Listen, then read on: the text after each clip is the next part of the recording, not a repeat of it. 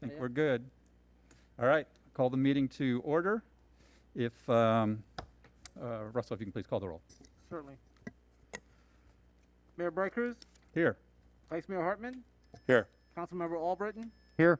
Councilmember Jablonski, Here. Councilmember Kaczynski. Here. We have a quorum, Mayor. Excellent, thank you. If you'll please join me in the pledge.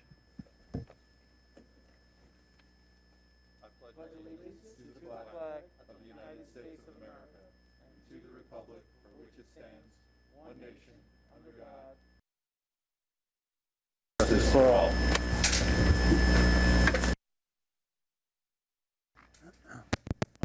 Mayor, if I may, I would like to make a motion that we rearrange the agenda just a little bit and bring the Parks Board to the head of the class. Excellent, If I can get a second on that, I'd appreciate it. Second. Outstanding. perfect. Any objection to that? Seeing none, Russell, if you could please call the roll. Councilmember Albritton, Yes. Councilmember Jablonski, Yes. Councilmember Kaczynski, Yes. Vice Mayor Hartman. Yes. Mayor Bright Cruz. Yes. Motion passes. All right, so welcome. This is exciting. Looking forward to hearing what you all are bringing before us today. Good evening, Mayor, Vice Mayor, Councilman. I'm here on behalf of the Southwest Ranches Park Foundation, also known as the Astor Knight Parks Foundation.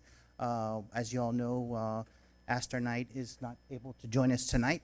However, we've been involved in this community for a very long time. Astor Knight was one of our founding council members.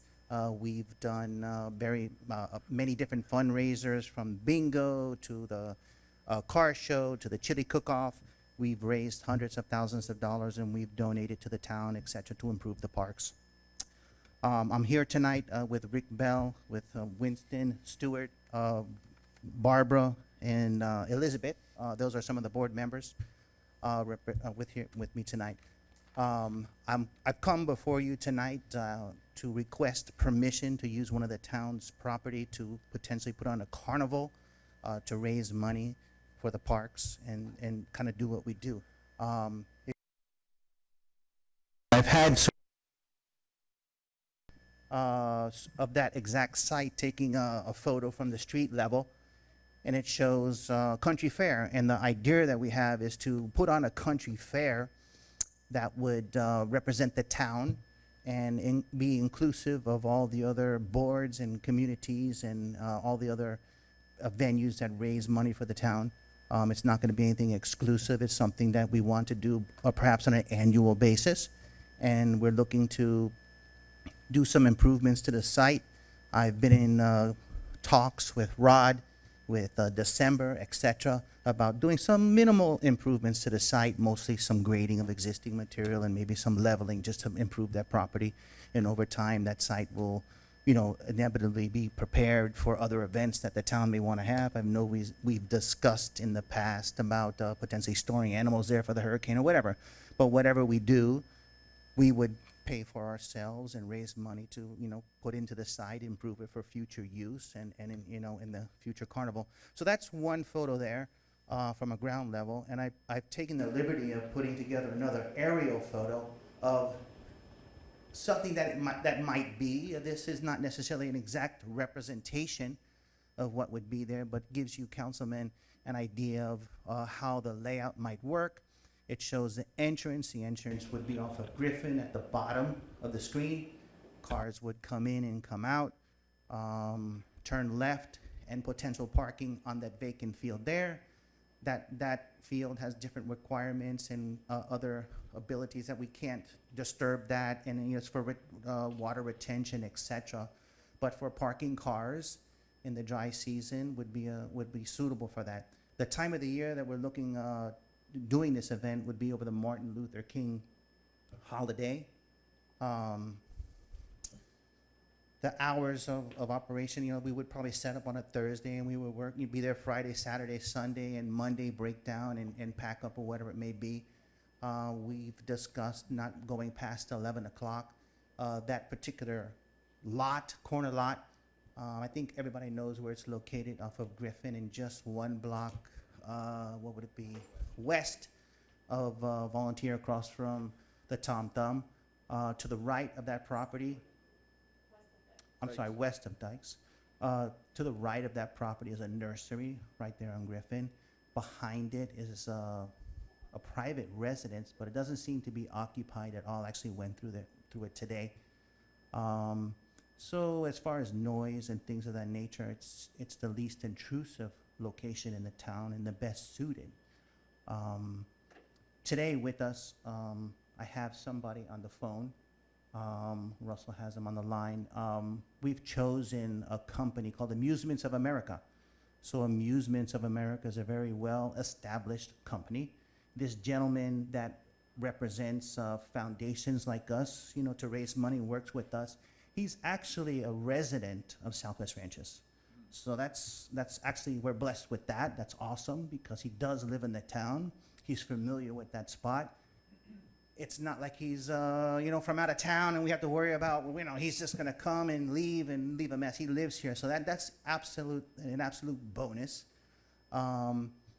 He's on the line. If any of you councilmen have any particular questions that are related to the carnival, what it may be, or any, you know, sort of thing, you can certainly ask. The carnival should be self-sufficient with regards to electricity. We're going to bring in generators, and you know they'll be regulated. You know, they're going to be shut down at night or whatever it may be. Reduce the noise. We're going to bring in water. So I know the site doesn't have any water or well available, but we're going to bring in portable water for now to meet that requirement. As we know, that lot does have some suitable fill. It's been hardened based on material that was left behind for that, retirement facility, the Palace it's called, that was developed in Weston. So I'm here to answer any questions that you may have. But again, on behalf of the Southwest Ranches Parks Foundation, we're here to seek permission to use that site once a year, or at least this one time coming up over the Martin Luther King holiday, and see how it goes in an effort to raise money. So Awesome. if anybody has any questions. Yeah. I'll just a couple comments. First of all, I'm super excited about this. I think that property is there and it's perfect for it. And it's great to see us finally, you know, have a use and be able to the town can finally enjoy it and get some benefits from it. So I think it's a great thing. Yeah. One of the questions I had was, is there any thought as to, is there a capacity? What do we think the number of folks that will be coming in to use it? I just want to, You know, we could hope for a lot. We don't know. That's hard to say. I wouldn't imagine that on a first year basis we would attract tens of thousands of people. I wouldn't expect that whatsoever.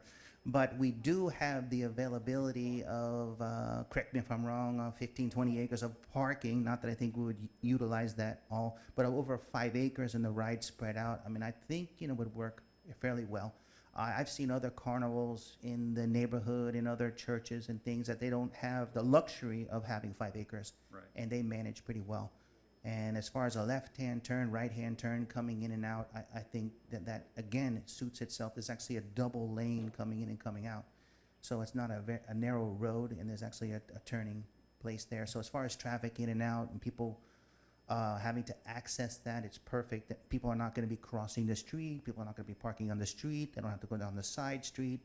Some of these churches and private schools, you see them, they're parked everywhere, and they're walking across the road, and it's a hazard. I don't have any prediction. Perhaps the gentleman on the line, his name is Joe, can answer those questions. He's been doing this for over 35 years, I'd like to say, and he's been with Amusements of America for about 25 years. So he may be better to answer that question. If you want to wait to the end to ask him questions or individually, it's up to you. Russell? If he's on and he can answer, or has any thoughts along that. He hasn't heard the question. Mr. Frankowski, are you there? Hello? Yeah, can you hear us? Yes, I can. I'm trying to turn you up a little bit, so a little bit low. You can repeat the question. The question is if there's any thought on what we should expect as far as the number of attendees.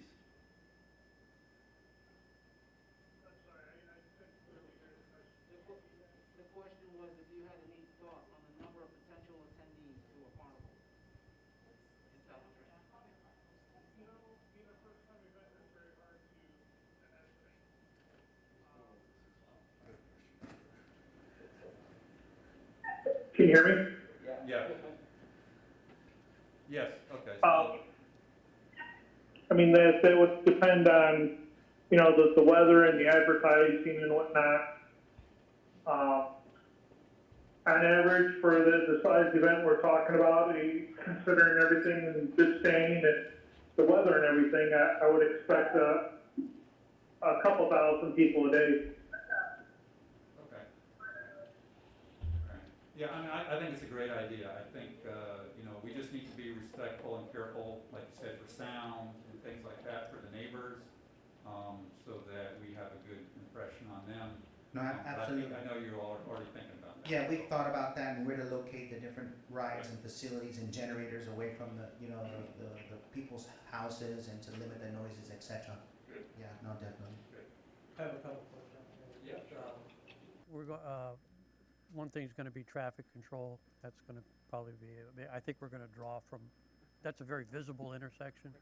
We'll probably draw a lot from Weston and Davies. So I think it's a great idea, but we just gotta put it together so, you know. Yeah, we planned on having Davie Yeah. Police presence there, and whether we have to pay And them. volunteer fire might be able to help Yes, out. we wanted Yeah. to include the volunteer fire department as well, and potentially have them out there selling hamburgers and hot Scouts. dogs and raising money for themselves. Again, this is going to be an all-inclusive thing. Yeah. I don't have a schedule of rides or people that we're going to be Course. there, but you know, this is the first step in a long process of organizing everything to try and move forward, so that we can get to the next step. You know, but as So, far, if I got this right, you're the go-to person or is Barbara? we both are working together. I was teasing Barbara. Trying to get a rise out of her. It's a unified front, absolutely, without a doubt. Yeah. I'm here representing everybody, and we all work Yeah. together. We all No, meet it- once a month. It definitely has my support. We just need to make sure we structure it correctly, Absolutely. you know, so that it's not a hindrance on the neighborhood or on traffic where, you know, right now it's taking 5 light changes at a time of the day to get through Griffin Road. Now we don't want to turn that into 8 or 9. Yeah. You know, because it'll quickly turn into a negative, you know, very quickly. And we don't want to impact Dykes Road, Correct. you know, something like that. But No, I'm in yeah, agreement with all we've that. discussed all that, Yes. so. Got a question for you, George. Sure. Go ahead, Bob. So once upon a time, I used to try to organize just what you guys are doing. And what I found was a lot of the companies that provide the rides, the carnival companies themselves, require a minimum daily or a minimum for the engagement. And if memory serves me, and this is 30 years ago, it was $1,000 a day, you know, to cover. If one time we had it where it rained the whole time, nobody showed up, we paid them $3,000. So is that in your contract? Has that been discussed? We haven't Guarantees moved or to a minimums? contract stage just yet. It would be premature without getting council approval. Okay. Beware. Yes. Mayor, if you would. George, I got a quick question, if you would. The property that's currently there, you mentioned when you started that there may be some grading. Would there have to be fill brought in to expand the area? Right now, that area is not as large as you see in that map right there that you've got drawn. So there would have to be fill brought in. And how would that affect the neighbors on 163rd as far as the drainage? Okay. The property consists of 5 acres. It's been filled somewhat. There's some low areas there. There's a berm around the property, which is very important. So there would be some fill brought in, but it wouldn't make any sort of big dent in anything. It would just be more for leveling, but it would be important to keep the berm and retention area that's there we wouldn't overfill the area to cause the water to run out at all. There's, again, so we don't have any intentions of modifying that area to cause any adverse effects. I've met out there with Rod already. I've had several conversations. I met out there with December and the town manager, Andy, and I'm very conscious of that and any sort of earthwork that would be done.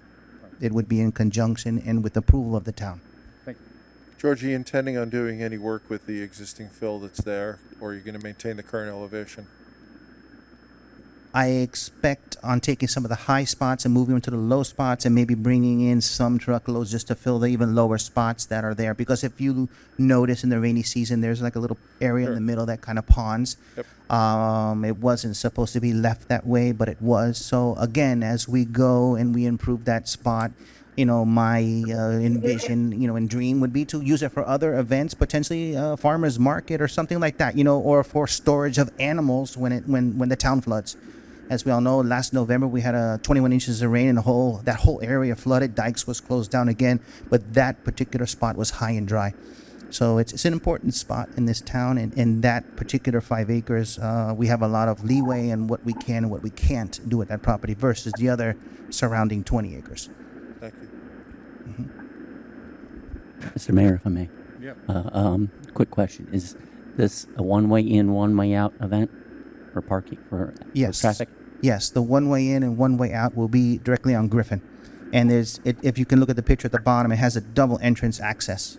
Yeah. All right, as a follow-up, if there were an emergency situation, is there a means for emergency vehicle to get out in emergency? Absolutely. Right. There is an entrance you could get through dikes. So there is another gate back there towards the back. The area is stable enough to drive across. I've driven across. Tractors have driven across. So in an emergency, if that entrance was blocked for whatever reason, definitely would have a secondary entrance for emergency. I think it's a great idea. Yeah. Thank you. Great. Yeah, Andy, I thought you had a couple Yeah. comments. Yeah, thank you, Mayor. Just a few things to point out. And George and I have spoken about this any number of times. And as he said, I've been out there with him, with December, with Rod. We are supportive of this effort. Just some things I want to point out that I have concerns with. The rendering is nice. I'm not sure how viable that parking is going to be to the east of the 5 acres that's elevated. So that's something that we're going to need to flesh out. I have some concern there. I recognize that. May I, Yes, sir. George? Yes. Thank you. Another issue that I have, I know, George, you touched on very lightly on doing some grading, and Councilmember Albritton brought that up as well. I will be concerned with anything that diminishes our storage capacity out there, because as you all know, Dykes Road is one of our real problem areas from a drainage standpoint. We've made some real headway with some improvements there over the last couple of years, but I don't want to do anything that's going to diminish that. So that's something that would have to factor in. Another issue that December brought up that's not necessarily to be resolved here, but she wanted me to point out to you, and rightly so, if we go ahead with this on this site, it's going to lead to a significant number of requests from all sorts of other organizations to use that property for different things going forward. So I don't need to resolve that now. I want to point that out to you because it is something that if we make these improvements and we go ahead with it, we will need to devise a policy to address that. Okay? Yeah, thank you, Andy. I think those Thank you, are all good, legitimate concerns. I almost think on that last one, I think it would make sense, frankly, to request the Parks Board take a look at that property and begin working on the policy that would be associated with that, because we got policies for all the others. So I think it's time we work on this one as well. Yeah. Any other comments, questions? Yeah, go ahead. I would like to say Andy Yep. is right with regards to the parking. That's just an artist's conception. There, in one area there, and there's 4 stacked rows of cars. I guess the second one up from the bottom, there is sort of a marshy, wet area there, without a doubt. And I've actually personally been on that site many different times, and my suggestion would be to cordon off those areas. And there's plenty of additional parking that's high and dry or around to the back, so it wouldn't be an issue. Again, that just represents an artist's vision. It's not necessarily what's going to be there, but I am aware, and he is right. There are some very soft areas there that when it does rain, you're not going to get your car out. Right. But in the dry season, it should be fine if someone accidentally went in there, but we could just put caution tape around those areas. So I am aware of that, and we would factor that into our plan. Perfect. Well, I think we're excited that this project is getting going and appreciate all the work and the research that's already been done on it, and still obviously some work to be done. Yes. But thank you for bringing it forward, and looking forward to seeing it come together. Okay, thank you very much. On behalf of the Southwest Ranches Parks Foundation, thank you. Thank you. Mayor? Yeah. One other thing, which is in reference to something that Councilmember Kaczynski had brought up, and a comment to the board. That site plan, when they're ready to move forward with it, will be subject to fire marshal review. Okay. So we'll make sure that those safety aspects are considered. Good. Thank you.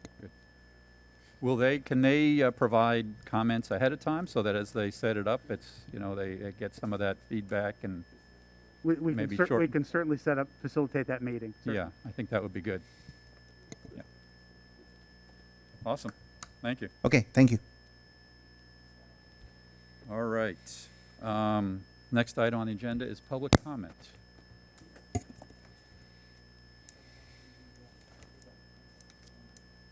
Sure, Mayor. Sorry, we have one speaker tonight, Newell Hollingsworth. All right. Welcome, Newell. Good evening. Newell Hollingsworth, 199th Avenue.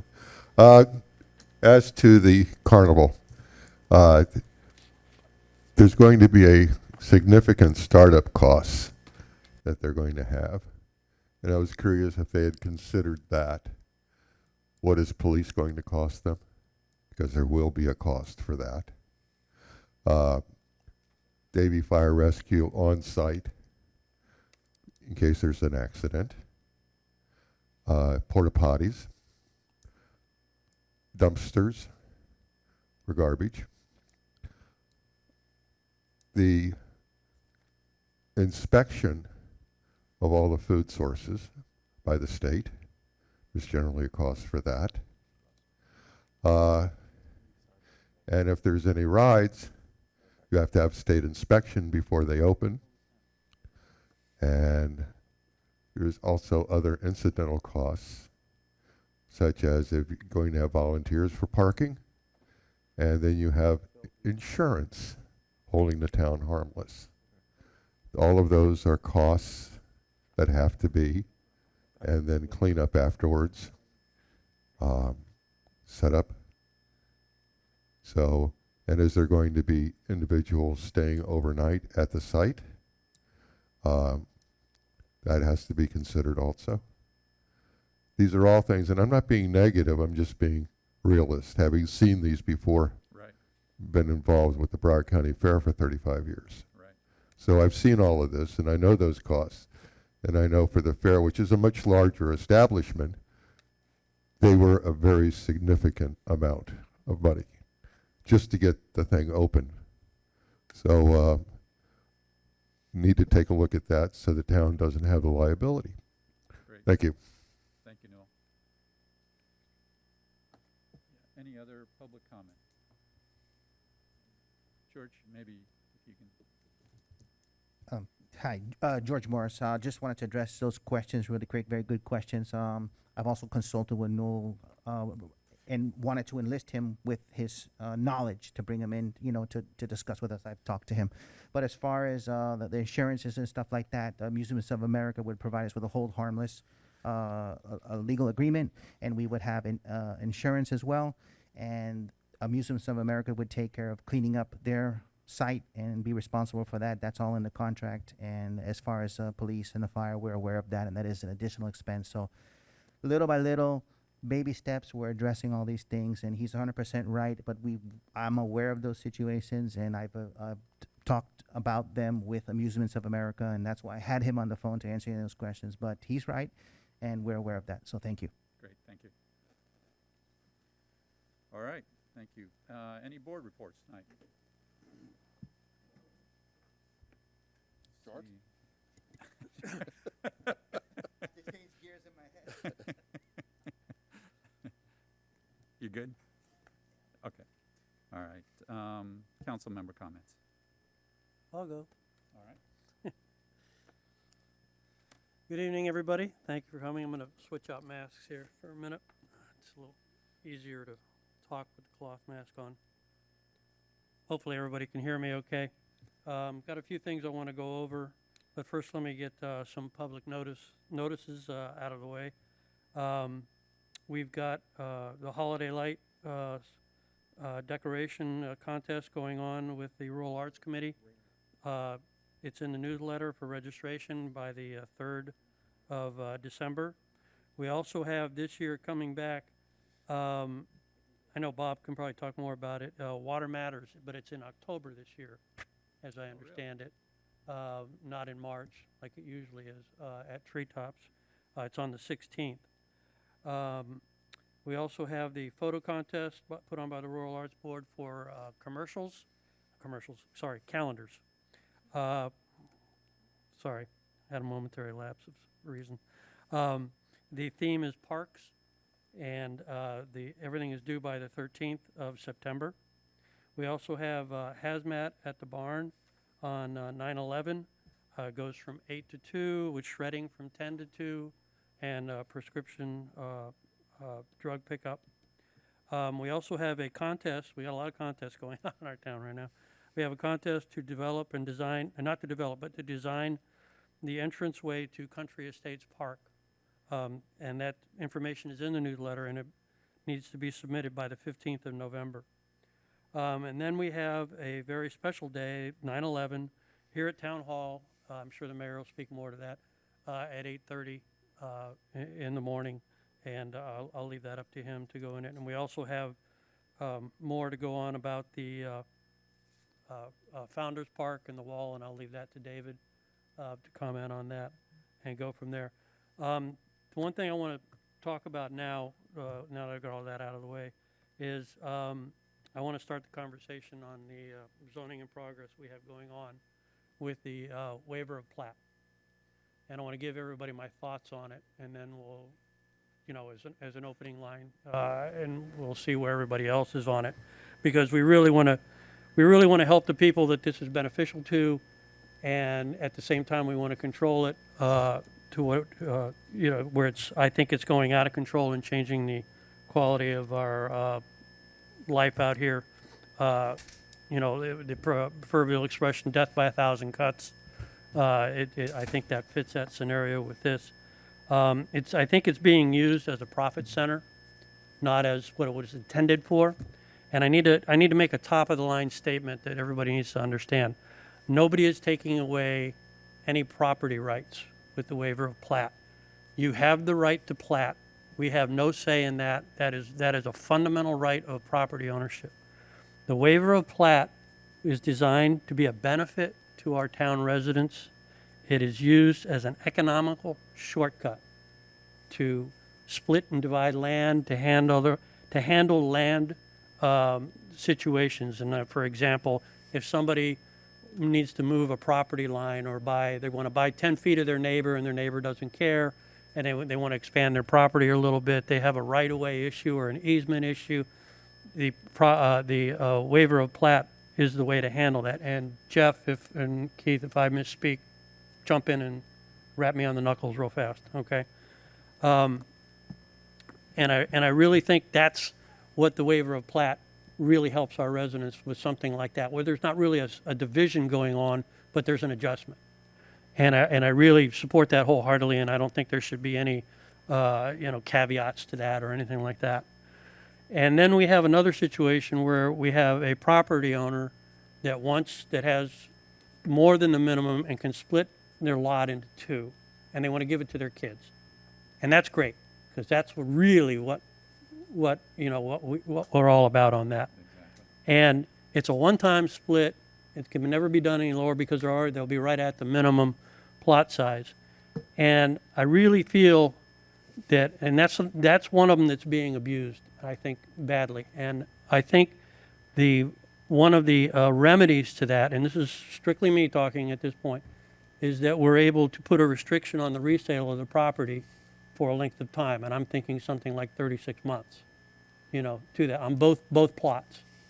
And of course, that could be rescinded on an appeal to the council at some future date if there was a hardship 24 months later or 18 months later, or something to that effect. And it's not a question of a resident come begging. It's that they may have a legitimate reason, death in the family, whatever it is, But I think if it's a developer looking to flip a lot, that's going to stop them right there, the time frame, something like that.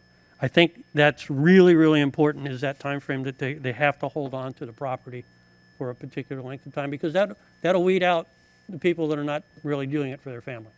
Right. Because the family forever kind of thing, of course there's, forever is relative, but then we come to a third option, and these are the only three options that I've thought through for weeks since we went into the zoning in progress. And that is where you have a property owner that has a very large piece of property They want to break off a small portion of it, and they still have more property to subdivide. And I really think that the property owner, if they want to use a waiver of plat, it's a one-time shot, and they would have to deed the property, the larger property, to, that it can't be subdivided. Very similar to a situation we had last month. And that's only, if they want to subdivide it even further, they would go through the platting process, not through the waiver of plat process. So that would, weed out somebody that buys 10 acres and then wants to put in 4 or 5 homes. They would have to go through the platting process, as opposed to using the waiver of plat as a profit center. Yeah. So that's, I just wanted to go over that whole situation with you guys. That's really it in a nutshell. I mean, I can pontificate some more if you guys want, but that's really where I'm at with this situation. And I really think I'd love to hear your thoughts on it as you go along and comment, and what you think or not think, or Right. tell me to jump in a lake or whatever. Yeah. And I'll conclude with that for right now. Okay. Okay. I mean, so long as that topic is up, do we want to, let's go ahead and let's spend discuss a that a couple little bit, minutes, yeah. right? Right? Anybody want to jump in there? I've got a few Yeah. comments, Well, but what would Yeah. be our next steps? Let's just assume we agree on something, not necessarily tonight. How do we codify this? Is this an ordinance change? yeah, I believe it is. Keith? That's correct. Okay. So if tonight, which would be amazing, if you guys came up with the changes that you want tonight, we would draft an ordinance, bring back to you for first reading, and then advertise the second reading as normal. It is, we'll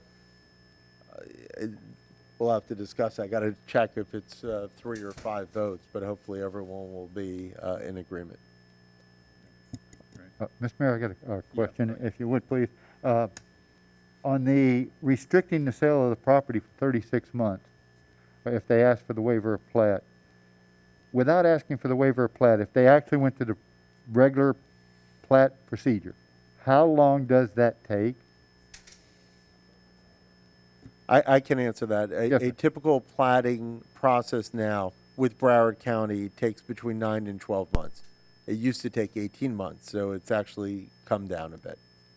So if someone really wanted to do this, restricting them for 36 months wouldn't do anything, because they'd override that by strictly going to the county and getting it done in 12 months. The difference is the fee.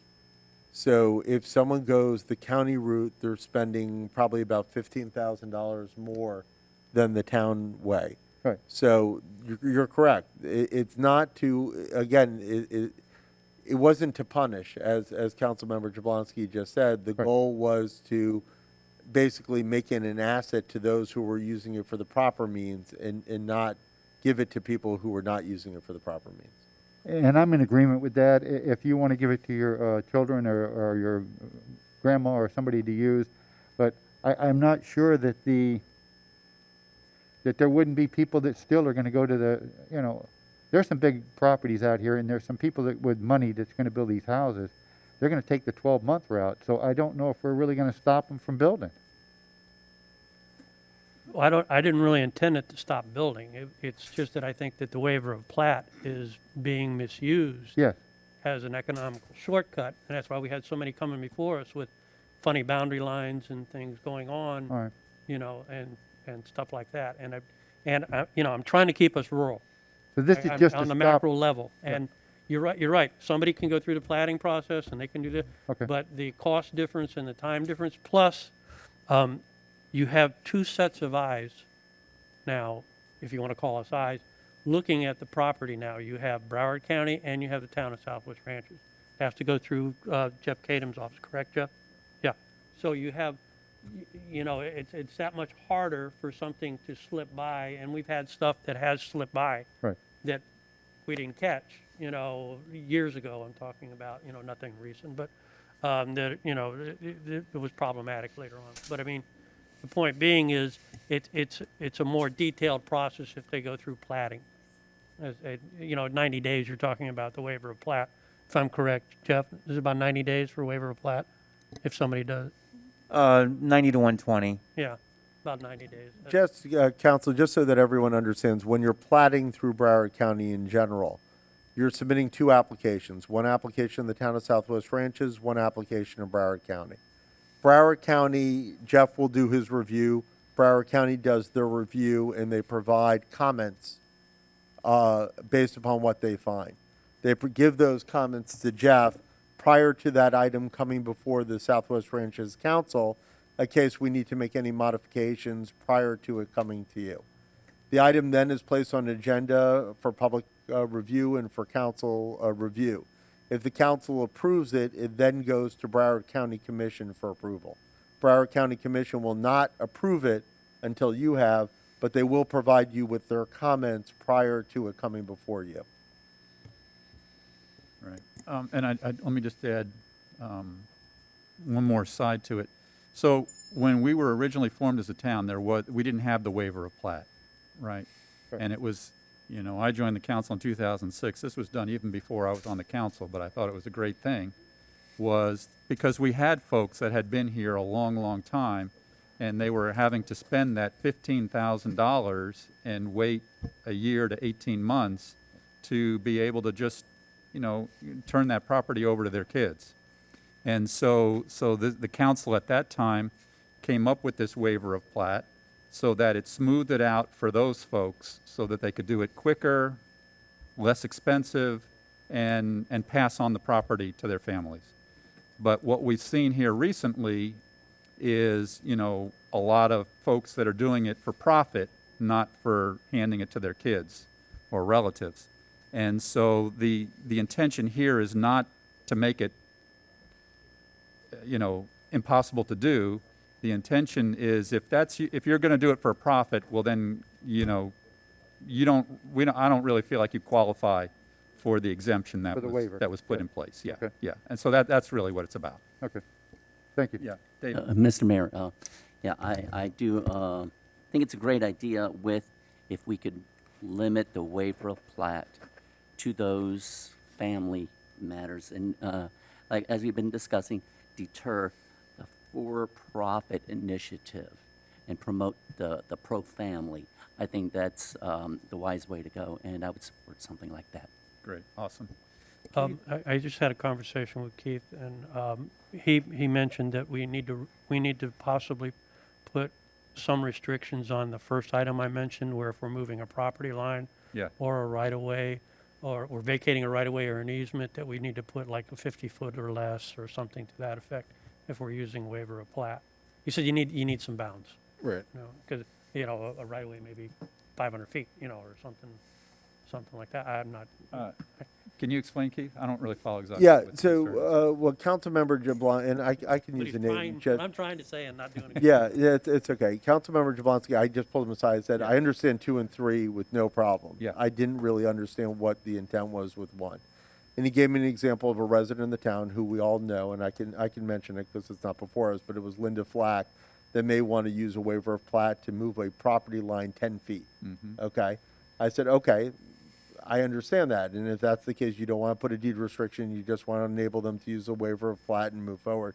I said, but if you just write it in a manner that says, if you're fixing your property for an easement, right of way, et cetera, you got to tell me how big, give me some amount of property so that we know what's reasonable and what's not. And he said maybe 50 feet. I said, whatever the council wants. So, and the goal is because some people do have major right-of-ways, we saw a couple this week, that were never built in their properties. Right. And over a certain size that may not be conducive to what you're thinking now. Right. That right-of-way vacation could actually create many more lots than you all are contemplating here. Yeah. So I said, if you would just limit 1 to a size, whatever size you want, Yeah, then at least we have a boundary. Awesome. Right, I got it. Can I chime in? Yeah, I was for a just going to second? ask you, Jeff.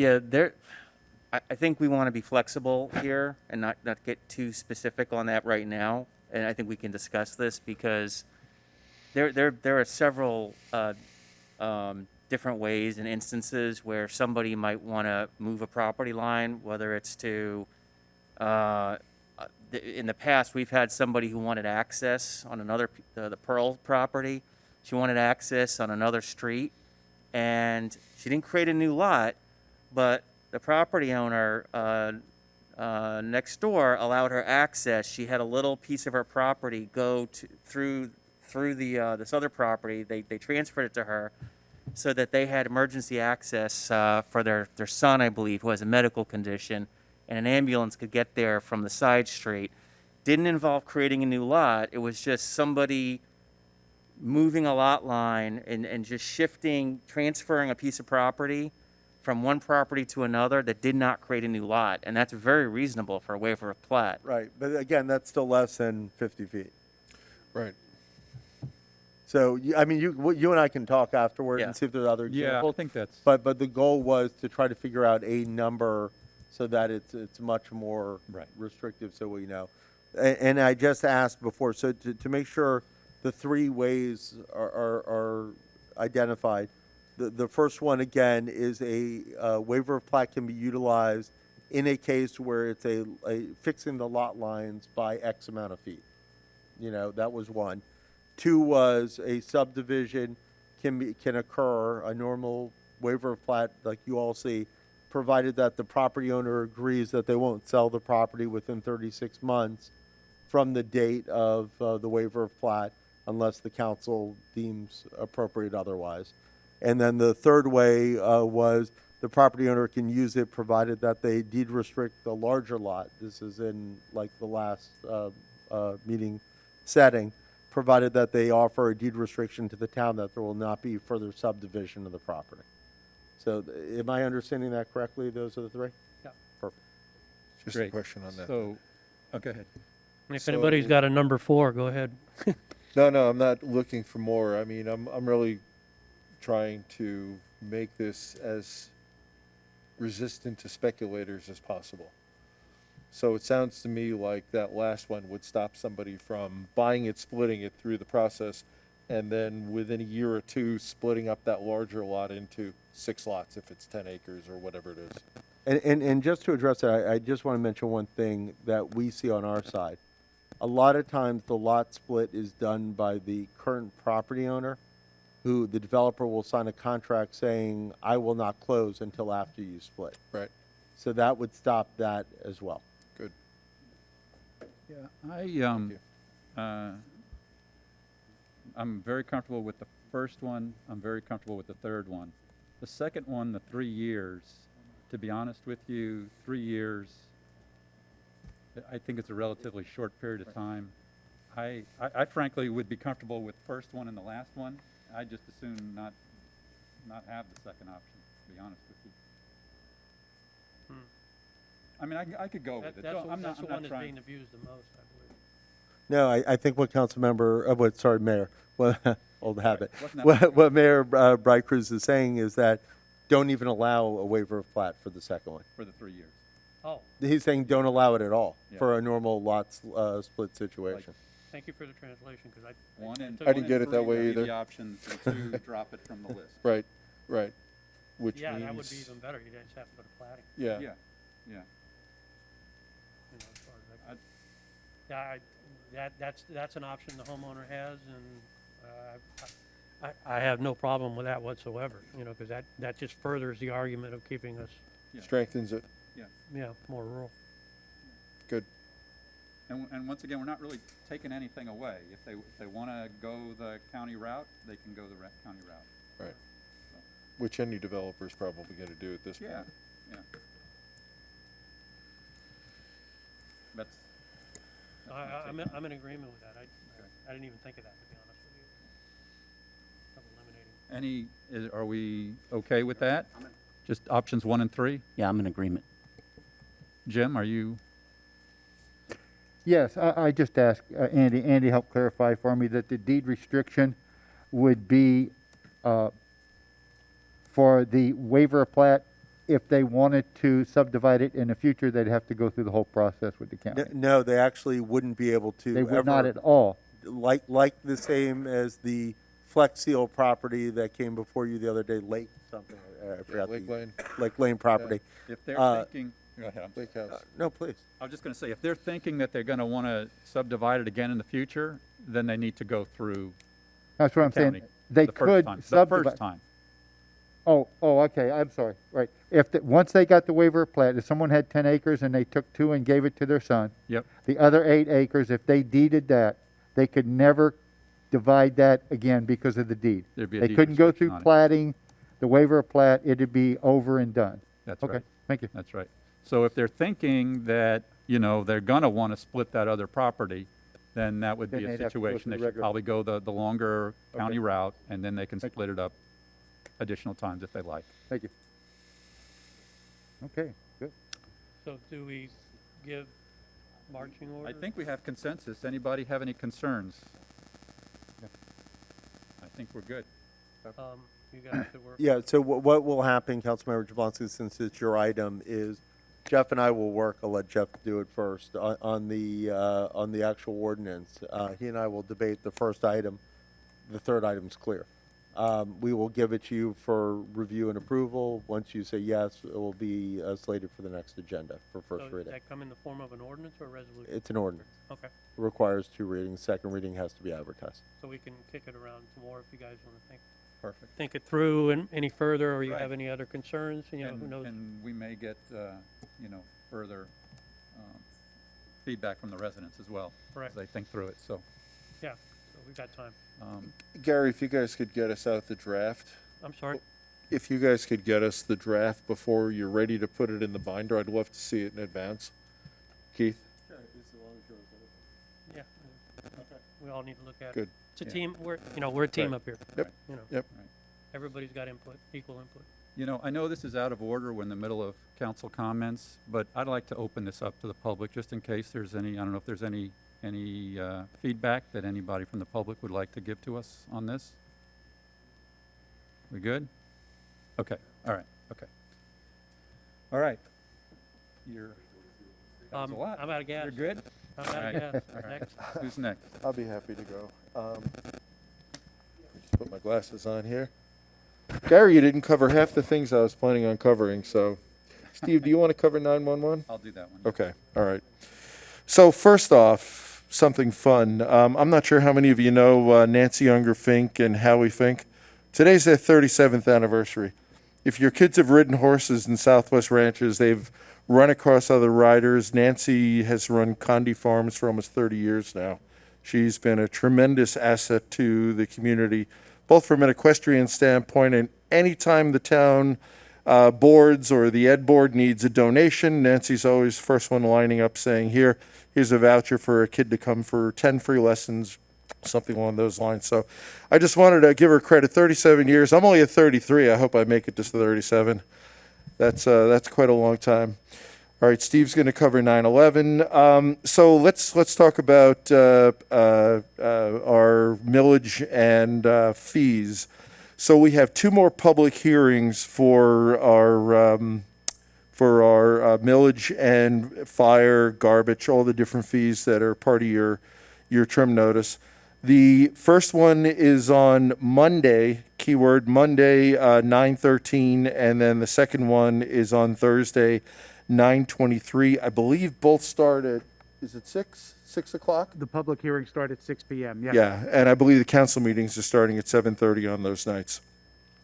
So the key things, the important things to realize are, at this point, we're not increasing millage, folks. We're keeping your taxes flat for millage. There is no increase in the trash fees this year. They are flat as well. You've seen our roads being repaved. We've had a program out there for roughly 5 years now that we call TISDOR. That's the Transportation Service Drainage Ongoing Rehabilitation. Yeah. Thank you. Thank you. Steve came up with that name, so I always look to him for it. No, got to give credit where credit is due. Gary? Marty. Oh, Marty. He came Okay, up with that. TISDOR. So that won't appear as a fee on your taxes this year because we have been able to get a grant through the penny transportation tax. So no TISDOR this year. That's being funded by the county's tax. The last thing is the fire assessment. We were as tough as we could be on the fire departments and as well with Davie. There's a step up annually due to their contract, but Gary Jablonski, this is one of the benefits, guys, of having long-term people up here on the council, people that have been through this for quite a while. You know, we're all pulling our hair out on how we can reduce our fire fees, and you know, Gary, having gone over the budget for 12 years, 14 years now, he looks for things that some of us don't. And he found something that we were allocating money on for next year, but we don't need to spend the money next year, so we can push the allocation out a year. So we were able to move that money towards the fire fees, and essentially the fire fees are only going to go up about 9.7% or $60. Okay, so the only increase that residents are going to be paying from the town's aspects of the trim notice are just the fire fee. And what Gary's great idea is, it took it down from a 21% increase or $135 increase down to 60. So, you know, a 10% increase in taxes is something to welcome. If you should have gotten your trim notice in the last week or so, some of them are going up pretty dramatically this year. So the town's done a great job at managing its costs. So I definitely wanted to give Gary credit, and of course the council credit, for bringing this budget in so that we don't have to increase taxes. Nobody likes to do that. If you read the town newsletter, I've probably, since I'm sitting up here, written a dozen articles on protecting yourself against theft. So in the last week, we had a Mercedes stolen and we had a Lamborghini stolen. And a Rolls Royce, sorry. So, you know, if you don't steal VW Beetles in this town, you go after the top notch. I don't know if there are too many VW Beetles in this town, but they come here because, like Willie, what's his name? Willie Horton said, this is where the money is. Folks, what all these vehicles had in common is the owners tend to leave the fobs, beep, beep, in their cars. Because so many cars now, my wife's car is set up the same way. You just get in and push the button if you have the key fob on you. The problem with leaving the key fob in is it makes it extraordinarily easy for the criminals to steal your car. And they don't care if they drive it through a fence. I mean, that didn't happen with these cars, but that's happened in the past. You know, we were pretty happy that our car thefts this year have been relatively low. 3 in 1 week, I think. Jeff, is that a record? Yeah. And, you know, the fact that this is like going out and leaving your gates open and your doors unlocked. I mean, I don't know if people, I did that when, my family did that when I was a kid. That's 50 years ago. Things have changed. Please don't leave anything to do with keys or fobs or anything in your car, and make sure you lock them up. If you look in one of the articles I wrote recently, something that Detective Hobalis has talked about when he goes around to the HOA meetings, establish a 9 o'clock routine. Check all your doors, just take a glance outside, your cars, make sure everything is closed up, locked up, your barn doors closed, all those types of things. Because as wonderful a place as this is to live, it's also a great place to prey upon the residents. And that's what's been happening for years, guys. And it seems, I thought during the pandemic things would get really bad. Well, car thefts went up pretty dramatically. Burglaries of cars went up pretty dramatically. Fortunately, home burglaries has only gone up a slight amount. But please protect yourself. I think that's all I have on my list. Thank you, folks. Thanks, guys. Thanks, Bob. All right, my turn. All right, David Kaczynski, District 4. A couple things I want to touch on. First, the Rural Arts and Design Advisory Board. They're moving forward with the resurfacing of the wall that is at Founders Park. Laura Warren was as the selected artist, and Laura gave us some suggestions to the Rural Arts Board. But her suggestions weren't set in stone. She's open to any suggestions that somebody may have. Reach out to Laura, reach out to the Rural Arts Advisory Board. And if there's some suggestions that you have, she's a great artist. We looked at her rendition the other night, and it was really nice work that she does. And Founders Park, for those that you don't know, it's at Flamingo and Griffin, just behind the CVS. There's a big wall there. The wall's going to be prepped and left for Laura to do her art. Next, the Charter Review Committee is going to be setting its first meeting, 7 o'clock here, September 1st.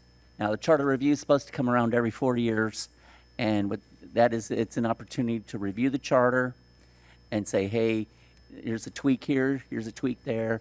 I've heard some of the members make some things that are tossing ideas around. One of the ideas I heard was that every 4 years it's supposed to be reviewed, extending that to every 10 years to coincide with the census. But come on out if you have some ideas for charter review, and let your ideas be shared with the committee. And then finally, everybody's aware of the COVID and how this has been a dramatic week for the state of Florida. Thousands and thousands and thousands of new cases, hundreds of deaths, unfortunately. And I did hear that the treatments at the hospitals, they're moving toward the treatments no longer being free for those that are not vaccinated. Yeah. That's really serious because this is ICU treatment, and it can get very, very, very expensive. And there are corporations, I heard Delta Airlines is now going to charge their employees that are not vaccinated an additional $200 a month for their health insurance because they bear the additional costs through their group plan. So if you're not vaccinated, please get vaccinated. I write about this many times in the Rancher. I think it's a really important issue to get vaccinated. That kind of wraps it up for me. All right, great. Thank you, David. I will wrap it up, Mr. Mayor. Mr. Mayor, thank you for this evening. Council, staff, and residents, thank you so much. Just two quick items. I'll follow up on what David said. I know the vaccine's a hot topic for everyone, but I heard this morning on the news that in the past 24 hours in the state of Florida, there were 26,100 people with COVID, new cases of COVID. And that's in a 24-hour period. That's here in the state of Florida. 17,100 of them ended up hospitalized, and of those, 217 are in the pediatric ward. That's kids under the age of 12. To me, that's a horrible thing, those kids being in there. I don't know what the parents feel. I don't know what your religious beliefs are, but I can tell you for a fact that if it was my kid or my granddaughter or my grandson at 3 years old that was sick, I'd be very upset with myself or whoever it was around that didn't get vaccinated. So, I just encourage everybody to get it. I know it's a hot topic and I know it's a personal thing, but I do believe in what David just said. We need to get vaccinated. If you get vaccinated, it can't spread to the next person. Therefore, it has no home to go to and mutate. So it's that herd effect. If people get vaccinated, it slows the spread down. I'd like to say thank you to Jeff and to the officers here at town. They're doing an outstanding job on traffic enforcement. They come on my block. They were there 4 out of 5 days at different times. And believe it or not, the same people get tickets 2 days in a row. Really. And that old saying, if you hit them in the pocketbook, I haven't seen any get 3 tickets in a week, but I have seen them get 2. And they sit there and shake their head. When Christy comes walking up to the car, the one in particular sit there shaking his head, and he handed her, and she said, "Are you going to slow down?" And he said, "I have to." I said, "I can't afford it anymore." So, they are out there and they're working hard, and I really and truly appreciate. And let me leave you to this one little thing. There was a little 3-year-old girl talking to her mother sitting on a bench, and she looked up and she said, "Mommy, what's that?" I don't know if you've heard this or not. And she said, "That's a scar from a shot that I got when I was your age." All right? And it was for smallpox. And the little girl sat there and she shook her head a little bit and she said, "Well, Mommy, why don't I have one?" And Mom looked at her and said, "Because it worked." So the vaccine for COVID can do the same thing. Get vaccinated. Thank you. Great, thank you, Jim. All right, most everything's covered. I'm just going to cover a couple of things. I wanted to give a shout out to Davie Police. I was not at the last council meeting because I was on vacation out of the country, and I signed up for the vacation watch, and so here I am relaxing in Aruba, and my phone vibrates, and what is it? It's my camera showing me the Davie Police checking out the property, and so it just feels really good to know that everything is under control, everything's being watched and looked at, and then they send the emails, and great program. I encourage everybody to use it. It really is, it's fantastic. So thank you, and thanks. Please pass on those thanks to the officers. And then I did want to touch on the 9/11 ceremony that's coming up here, obviously on September 11th. It's a Saturday at 8:30 in the morning. We'll have that event, a very serious event and very important event. It's hard for me to believe that it's been 20 years. I guess I'm an old guy, but it's hard for me to believe that it's been 20 years. Time goes by so fast. I remember, I'm sure everybody remembers where they were when it happened, but I remember thinking at the time that, this is something that we will never forget. But I was also just a couple months ago when, we were going through with the scholarships, those folks that are freshmen that are going off to college, this happened before they were born. Yeah. It's hard to believe it happened before they were born. And so it's up to us to have events like this, to pass on the message that, freedom is not free. It's at a cost. It's at a serious cost. And to make sure that things like this do not happen again. So please, just encourage you to come out. It'll be a relatively short event. It'll be outside. It'll be safe. And so appreciate that. And with that, we're done with council comments. Keith, any legal comments? Sure, Mayor, and I just spoke to Russell. The Vacation Watch program that Davie utilizes is amazing. Russell just told me that it's being utilized so often now that he'll put a jump link on the town's website to get to the Davie site to register your Great, account. awesome. So I thought that was great. In regards to the comments, totally not legal, but I'm going to say it anyway, the COVID vaccine. If anyone doesn't get the COVID vaccine and wants to know how COVID is, feel free to call me anytime. Happy to let them know how great it is, and then they can decide if they want a vaccine or want COVID. In regards to Founders Park, what Councilmember Kaczynski said, I just want to bring up one thing. Residents have asked me in the past, where do you park to go to Founders Park? They don't realize that all the parking along that wall in the CVS shopping center is actually built for the town to park, to go to Founders Park.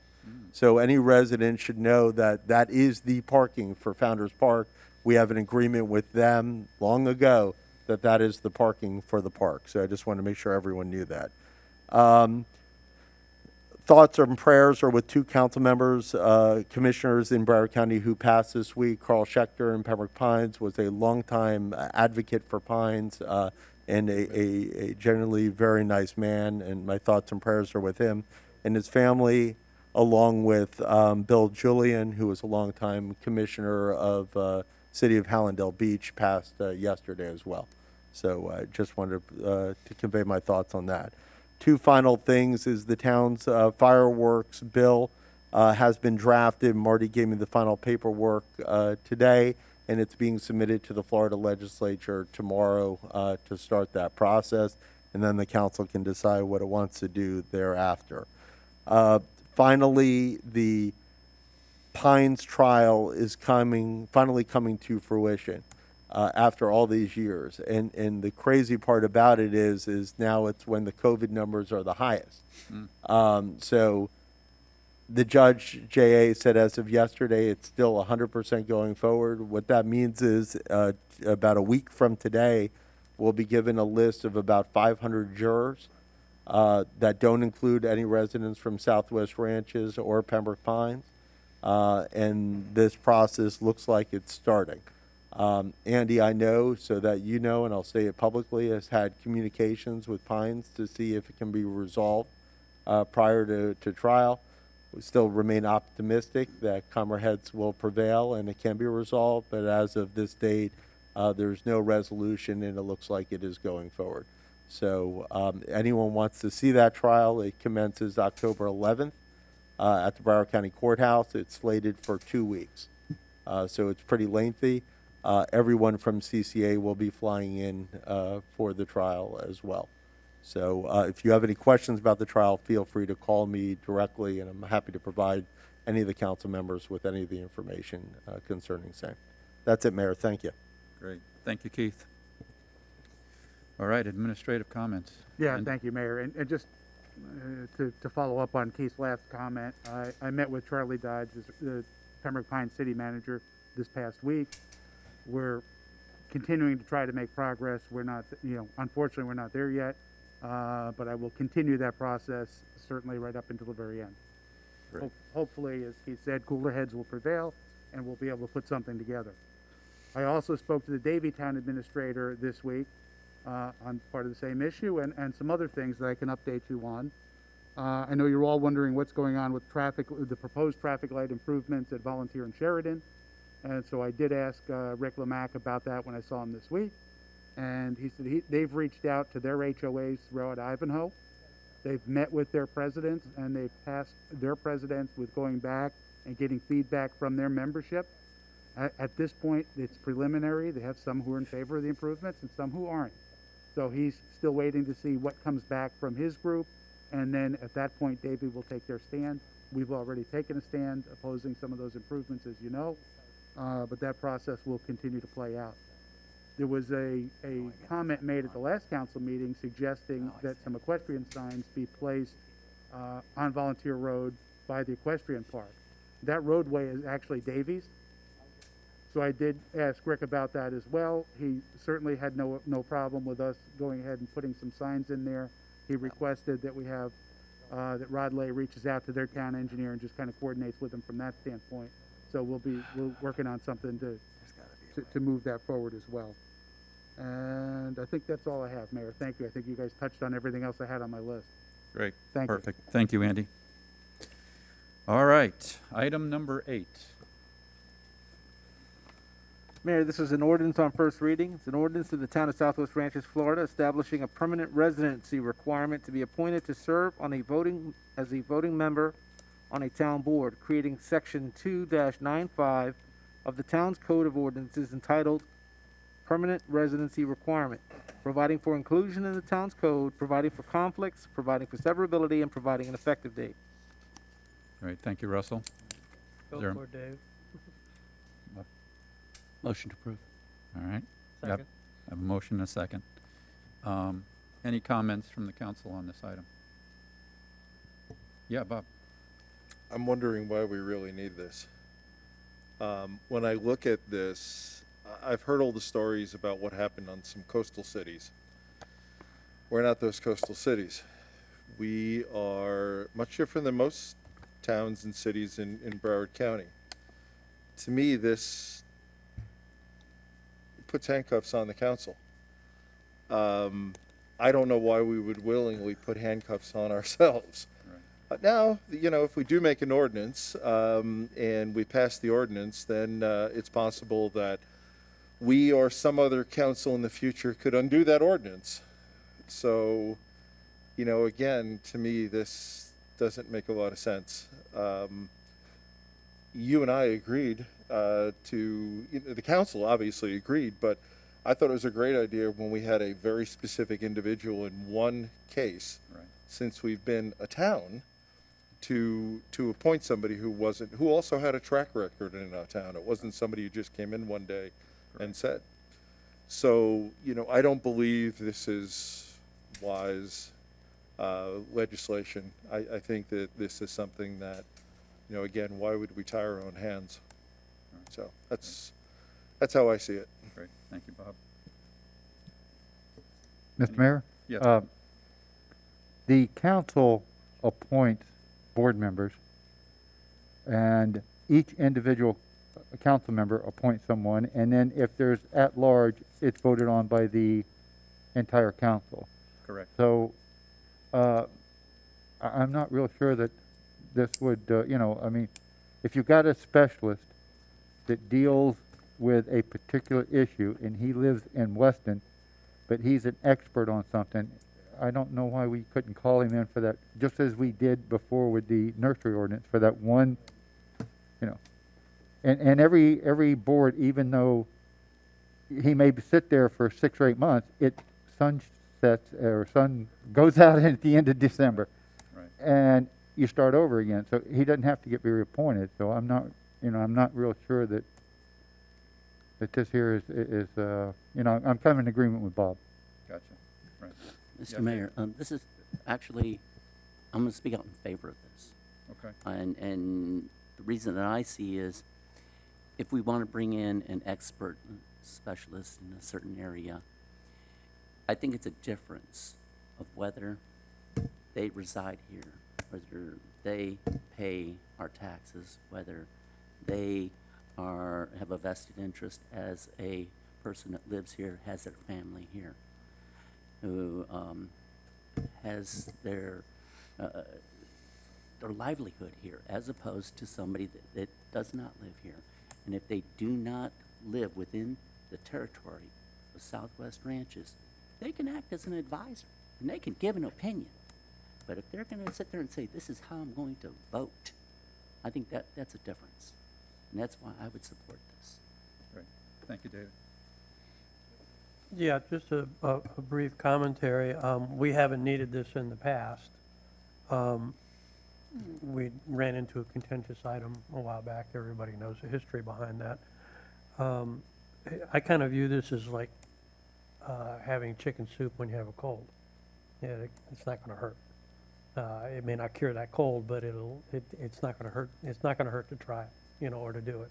Mm-hmm. So I'm kind of viewing it in that vein, because we've never needed it in the past, but then all of a sudden we got into some really controversial stuff, and who knows what's going to play out down the road, and something like that. So I don't see the harm in it, the way it's being portrayed right now, and I don't mean that in a negative manner, so don't misunderstand. I don't see the harm in passing this, to be honest with you.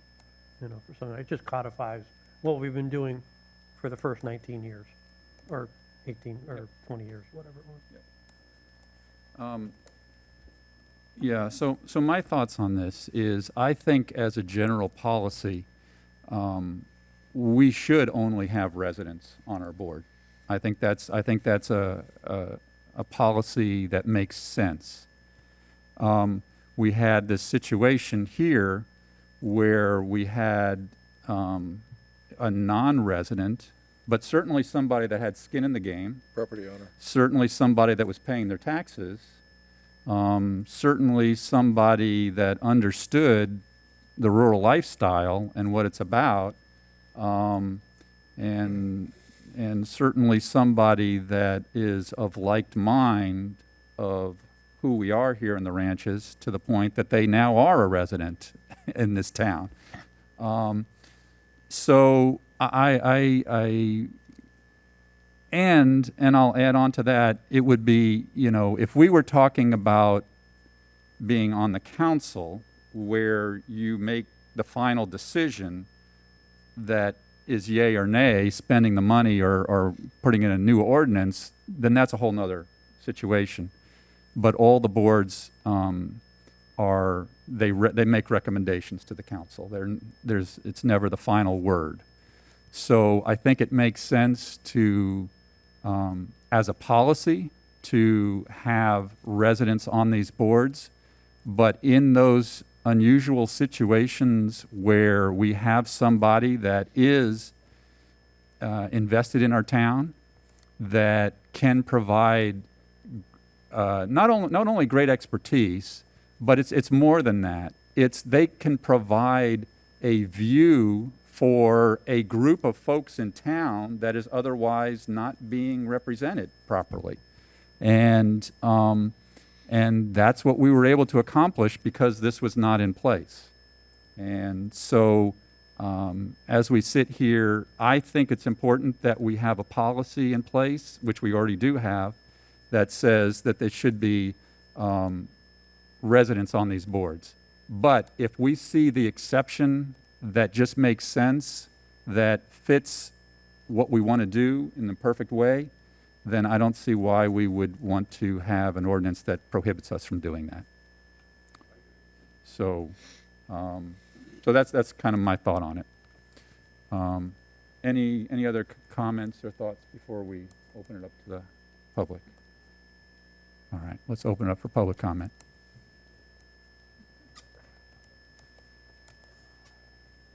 Noah Hollingsworth, 199th Avenue. All of you already know my opinion, so I'm going to say it again. Putting non-residents, non-permanent residents on a board to make the decision, to make the sausage of the ordinances and comp plan and charter and everything else is wrong. They don't have the skin in the game like you and I have. It should be only voting members, permanent residents of the town. Only. We have experts come in all the time to the boards, well, the Comprehensive Plan Board all the time. When we did the telecommunications, we had a gentleman come in. He happened to be a mayor and give us information and actually design the ordinance. We've had other people come in. We have hired people to come in. We've had residents come in who have businesses here and speak to us, and they get equal time as the same as the board members. But when it comes to a vote, it should be permanent residents of Southwest Ranches doing the voting on the sausage. When you make the sausage, it's a messy thing. When you get it up here, it's basically in the skin, packed in, and then you make little changes to it, nips and cuts. I have watched other municipalities, and I've said this over and over again, where groups of individuals who are non-residents, but, can I continue? Yeah, absolutely. But have property within that municipality, get on boards, and be self-serving to their property and to their interests, to the detriment of the municipality. So other municipalities have seen this and changed it to where permanent residents are on the boards completely. They can come in and talk and make their case and put out what they want. Then it's up to the board to decide. And that is what our town should be. Before this ordinance was brought before, I was personally considering a citizens' initiative to put it on the charter. And if you don't pass it tonight, I think I will. Do the citizens' initiative to put it on the charter for a vote by the town. And I am positive it will pass by the residents of this town. When it is explained to them, you want a bunch of non-residents from Weston, Pembroke Pines, Davie, Cooper City, Hollywood, making your laws and telling you what you're going to do and passing it, with the council having put them on the board to do exactly that, that doesn't bode well for you. Thank you.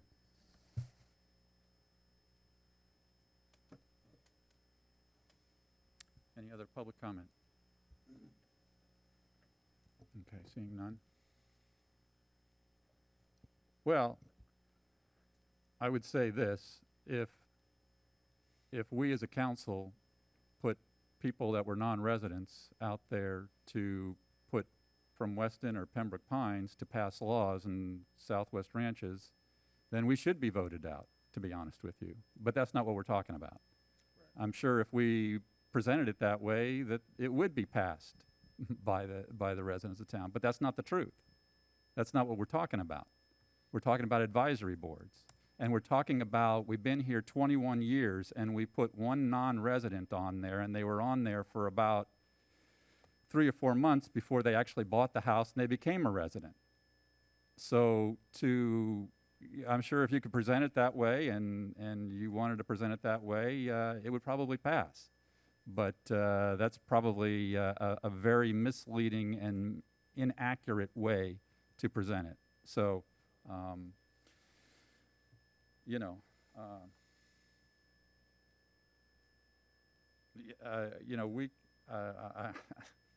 you know, frankly, I don't know where to go with this, to be honest with you, because I appreciate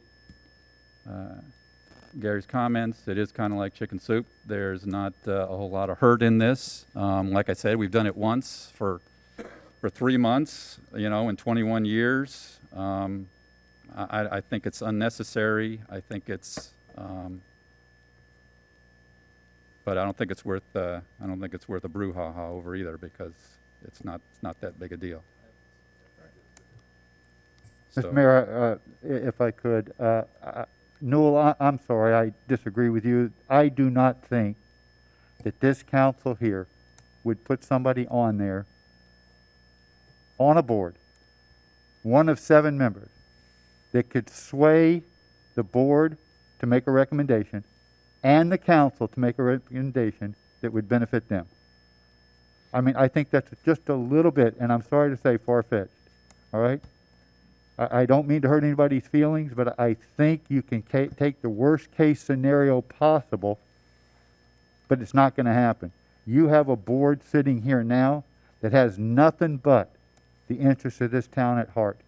And to think that we would put somebody on a board that would self-interest ourselves or make them better, I'm sorry, I disagree. And like I said, I don't want to get in a hoo-ha over this or whatever, but I think when you take this out of the hands of the council, the people that actually appoint the people, and say they never can do it, I'm not sure I agree with that. I understand you do. Yes. I have a comment. Yeah. What if we were to add, I'm spitballing here, Yeah. okay? Yeah. What if we were to add into this ordinance that pending the unanimous vote of the council, you could put a non-resident on? And it would have to be unanimous. Mm-hmm. That thought Otherwise- crossed my mind as well. Huh? I thought about that this week last week after I'd read this. Maybe the only scenario that we do allow a non-resident is with a 5-0 vote. Yeah, something like that. Yeah. Incorporate that into the ordinance. I mean, that's why we have 2 So readings. for a non-resident to join, it would require a 5-0 vote of the council. Yeah, Because that, you know, any one of us could try to persuade the rest of the council. And if Right. it's something as bizarre as, you know, yeah, this is only a suggestion, yeah, I mean, that'd be probably the only way I could vote for this. you know. Yeah, David. If assuming Gary's suggestion were incorporated, could there be a scenario that a future council could rescind this ordinance Of course. by a less than a 5-0 vote, and then be able to appoint a non-resident with a less than a 5-0 vote?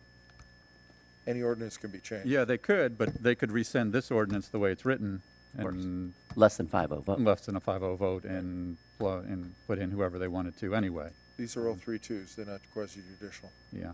David, you're the maker of the motion. Would you be amenable to something like that? I would be absolutely amenable. Okay, I'll withdraw my second if you want to modify your motion. Modify the motion to include a 5-0 requirement of the council for a non-resident to be appointed to an advisory board.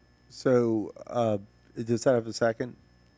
I get a second. Okay, so just spitballing this, what it will generally read is where it says permanent residency requirement under the 2-95, we would write something like, unless 5 members of the town council determine otherwise, comma, and then start all appointed voting members of the town board. Okay. Is that livable? Yeah, that's fine. I can go with that. You would never say unanimous, Newell, because if only 3 members show up, Yeah. then it would be unanimous. Right. So that's why legally you always put unless 5 members of the town council. Okay, so we've got a motion and a second with an amended version of it. Is there any further comment on this item? Good idea, Gary. Yep, good idea, Gary. Got Gary, lucky. you are full of good ideas. And I Yeah. mean that sincerely. I mean that sincerely. Not Got as- lucky. Not as a joke. I mean that sincerely. All right, seeing no other comment, Russell, if you can please call the question. Certainly, Mayor. Councilmember Albritton? Yes. Councilmember Jablonski? Yes. Councilmember Kaczynski? Yes. Vice Mayor Hartman? Yes. Mayor Bright Cruz? Yes. Motion passes, Mayor. Thank you. All right, item number 9. Item number 9 is a resolution of the Town Council of the Town of Southwest Ranches, Florida, approving an agreement with DBI Services LLC in the amount of $524,820.00. Should be actually 25 cents. To complete the Hancock Road guardrail improvements, authorizing the mayor, town administrator, and town attorney to enter into an agreement, approving a budget amendment to the fiscal year 2020-2021 adopted budget, and providing an effective date. Do you want to first that, Jim? Motion to approve? Motion? Yep. If we could, the motion that would be made, please, with the correction of the Scribner's error for that 25 cents. 25 cents? Yeah, the amount is actually 524,820.25 cents, whereas it's written out 0 cents. Got it. Yeah, see it on the Five. second page. I'm assuming it's 25, but Let me look at it right now. I was looking at the title. It is 25 cents according to the backup material. yeah, so if we can just make the motion with that Scribner's error correction. I'll make the motion to amend it to the 25-cent point. Second. Thank you. Wow, I don't know how we. All right, very good. Any discussion on this item before I open it up to the public? Seeing none, any discussion, any public comment on this item? Seeing none, Russell, if you can please call the Certainly. question. Mayor, I'm sorry, I was writing something down. Can you tell me who made the second? I didn't catch that. I apologize. I did. Jim. Okay, Russell. thank you. Thank you. Okay, Councilmember Albritton? Yes. Councilmember Jablonski? Yes. Councilmember Kaczynski? Yes. Vice Mayor Hartman? Yes. Mayor Bright Cruz? Yes, Motion passes. very good. Item number 10 is a resolution of the Town Council of the Town of Southwest Ranches, Florida, accepting and approving an agreement with the State of Florida Department of Environmental Protection to receive $355,000.00 to complete the Country Estates Drainage and Water Quality Improvement Project, authorizing the mayor, town administrator, and town attorney to enter into an agreement approving the funding commitment for the fiscal year 2021 through 2022 town budget and providing an effective date. Go for it, Jim. Motion to approve. Second. Very good. I'm asleep. Any comments on this item from the council? I'll just make a quick comment that we've been waiting a long time for this, and there's been a lot of phases and stages and work that's been done, What phase and this has been a long, long time coming, and it's awesome to see it here before the council. Awesome that we were able to get the funding for it, and awesome that it's all coming together. So great team effort. You know, good things come to those who wait. So, so we're here. So great work by everybody. Much Any- needed. Much needed. Yeah. Yeah, Any, Mr. Mayor, any, as Rod Go ahead, said, yeah. you know, as Rod said, once this all gets tied together, all the way from Sunshine Ranches out to Country Estates, once this gets tied together, I think we'll see a big thing. It's going to be in stages, but I think it'll really help over the years. Yep. Really do. Absolutely. Absolutely. Any public comment on this item? Seeing none, Russell, if you could please call the question. Certainly, Mayor. Councilmember Albritton? Yes. Councilmember Jablonski? Yes. Councilmember Kaczynski? Yes. Vice Mayor Hartman? Yes. Mayor Bright Cruz? Yes. Motion passes. Item 11, Mayor, is a resolution of the Town Council of the Town of Southwest Ranches, Florida, approving a purchase and work order for the purchase and installation of 2 air conditioning systems for the Rolling Oaks Park barn facility from American Pride Mechanical in the amount of $11,356, authorizing the mayor, town administrator, and town attorney to execute any and all documents necessary to effectuate the intent of this resolution, approving a budget amendment to the fiscal year 2021 budget, and providing an effective date. Motion to approve? Second. Bob? I got it. Bob? Bob, Bob. give that one. Okay. You win. Okay. Any discussion on this item? I know we have the vendor here. If there's any questions? All right. Thank you for what you do for our town. Very much appreciated. Oh, you mean writing it out? Fine. All right. Any public comment on this item? No, Hollingsworth, 199th Avenue. I'd like a little bit of history on this, because I thought when the barn was redone, some new units were put in there at that time. And that wasn't too many years ago, I don't think, unless I'm getting senile. Yeah. And It's like 10 I'm years, curious why we're doing this now and why we're doing it. Okay, good question. Andy, can you speak to that? Yeah, the units that we're talking about were put in place in 2014. They are out of warranty. We looked at repairing versus replacing. Given the very little cost differential between repair and replacing, and a much more limited warranty on the repair, the decision was made to replace. And I know that David Sears is here and can speak in greater detail to that, but that's certainly a summary of why we find ourselves where we are tonight. Great. Thank you. Any other questions, comments on this item? Mr. Mayor, I just have a comment. Yeah, yeah. go ahead. I going through a man-made device, I can see a need for replacing. I just replaced my home air conditioner, and I installed it in 2012. Replaced it again. Okay, so it happens. Right, So Right. it's a necessity. It's a necessity for the barn. right. We put ours in 11, and it's any day now. Yeah.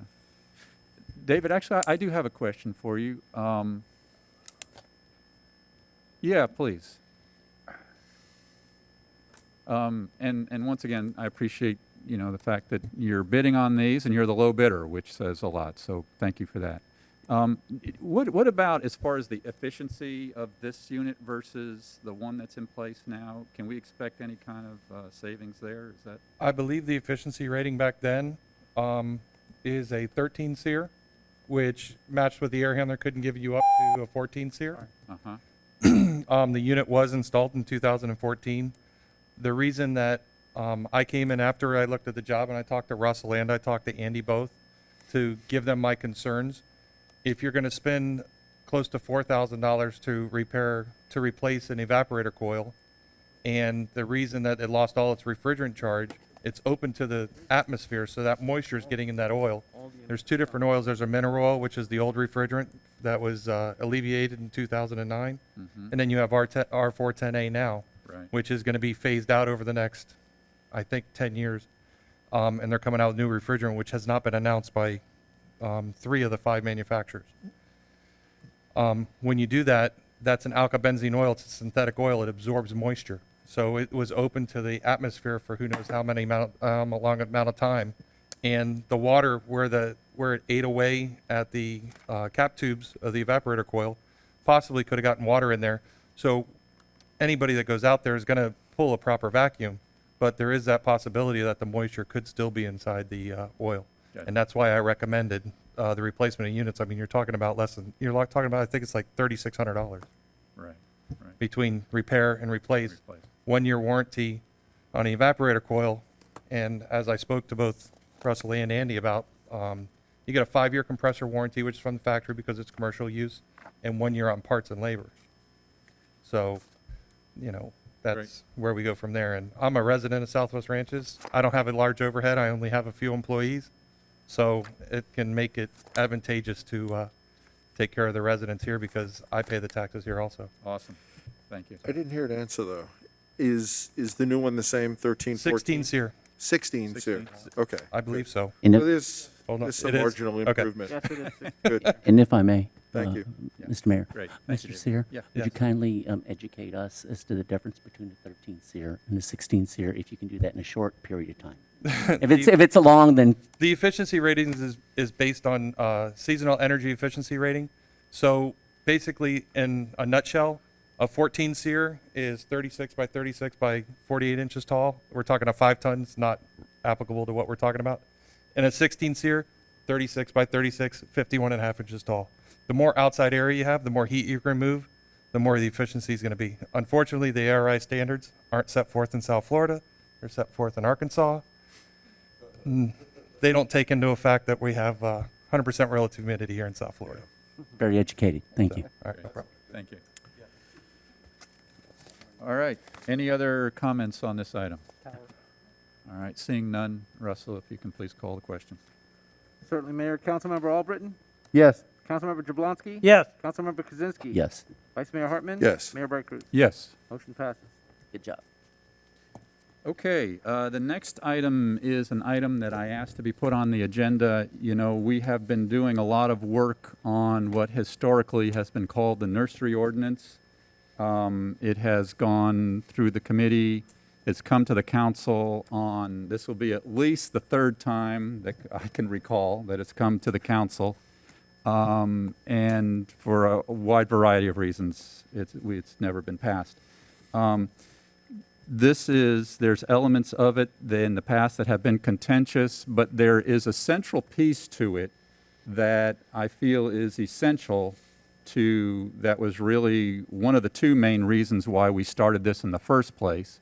And it has to do with retail. I want to be very careful with my wording here because it's critical. Retail, commercial, non-agricultural, meaning it doesn't have that exemption, businesses in our residential areas. And basically what it is we don't have this restriction that allows commercial retail businesses to open up next to a home with all the traffic and deliveries and customers and noise that's associated with a retail commercial establishment. And so all the work that the Comprehensive Planning Board did on this is very much appreciated. I know it was a struggle and it was difficult, and they worked through it. They did a great job. There's a lot of pieces into that still need work, but we've got a zoning in progress for these type of establishments. And so what I did was I got with Jeff, and Jeff, thank you so much for your guidance and your input and leadership on this. It's great to have you here because you understand the town so well. And so we went through this piece by piece. We went back and forth numerous times, refining this. And basically, what this is the people on the committee will recognize this. This is 4.3 of that discussion, because that was a big part of the discussion. And basically, I removed everything that on this, unless I missed something, which is why we bring it here and we want discussion on it, removed everything that was about nurseries per se, that was ag-related. Got rid of it all, because that's not the intention of this.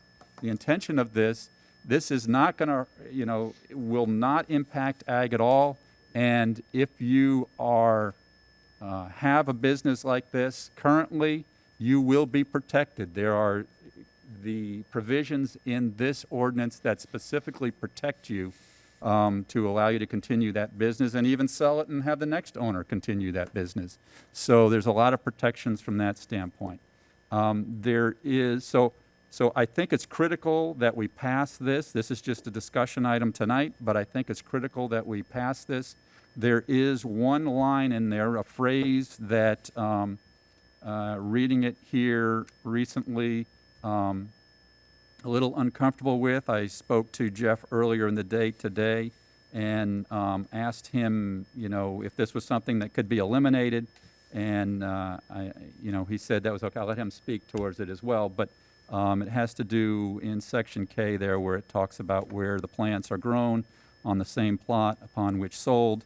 That kind of adds a confusion level in there that I don't think we need to have. What section? It's on section K, Right. and it starts on line, where was I just there a second ago? Line What's the page? 5, I guess it is. Page number? 204. Okay. Yeah. top. And so I would propose that we would get rid of that one phrase there, just to, so there's not any misunderstanding that this is a nursery type of issue. And with that, Mr. Mayor? we're not voting on it tonight. This is just a discussion item, but we will be voting on it in the next meeting. Yes, David? What phrase is it exactly? So We're on looking at section removing. K, it says on line 5 there, towards the end, it says, where the plants are grown on the same plot upon which sold. That's just, it's not required there.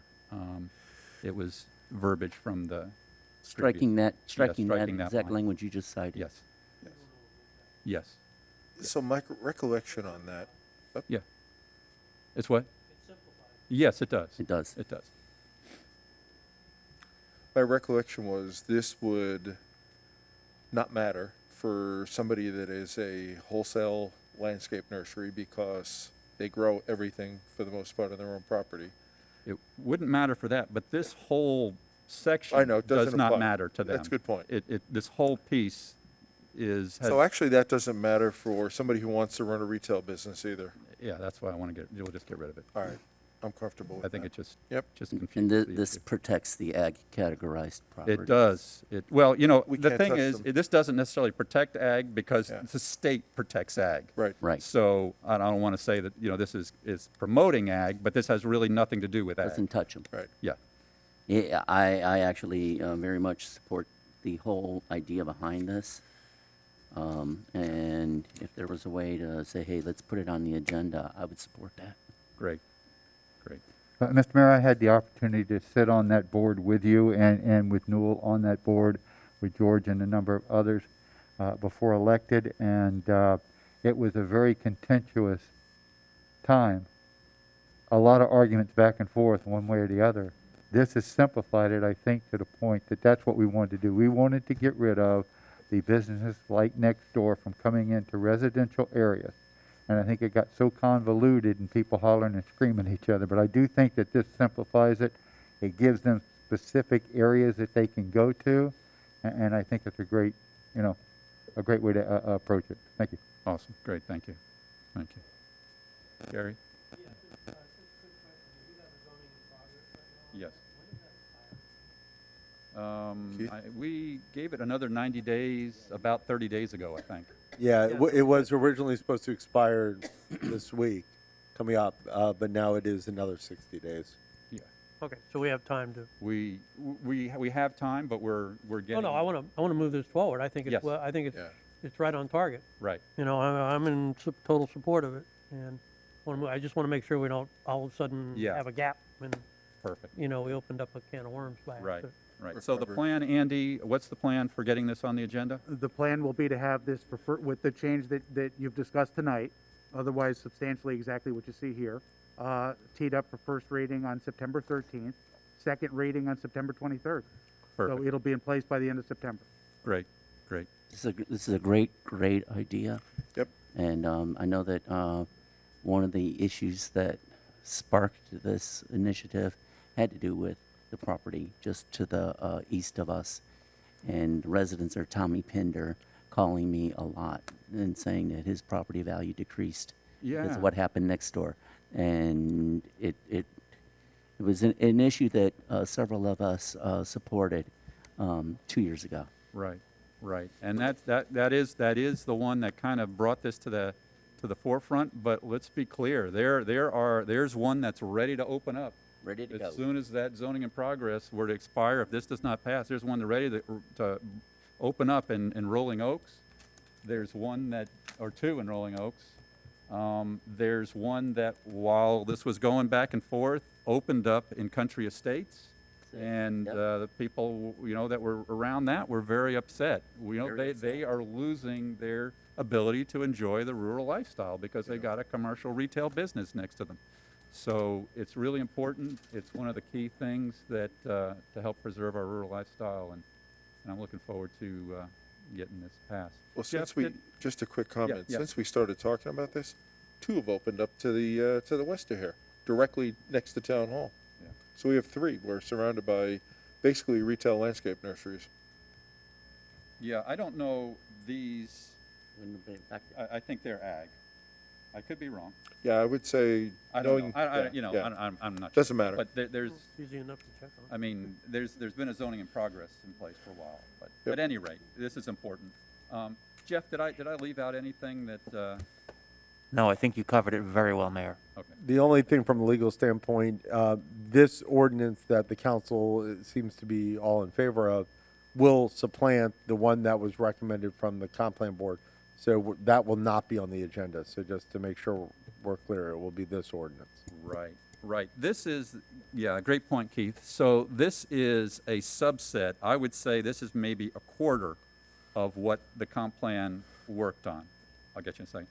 This is like a quarter of what the comp plan worked on.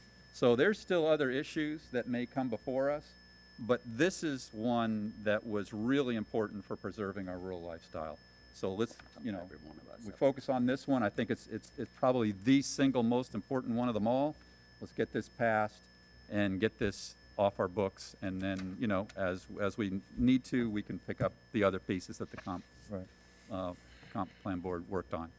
This is a discussion item, but Newell, I'd like to hear what you have to say.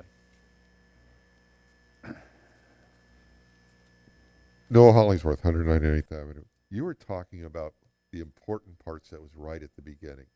The most important part was besides the commercial and everything that you're talking, this 4.3, there was one little piece in what was sent to the council about the conversion of residences. And that is what is happening. And this was what started this. That was one of the major pieces that started this. And it is not in here. And it should be in here. So I would like for you to please add that in at this time with this ordinance. The conversion of residences into something non-residential. Yeah, that was certainly one of the things we talked about.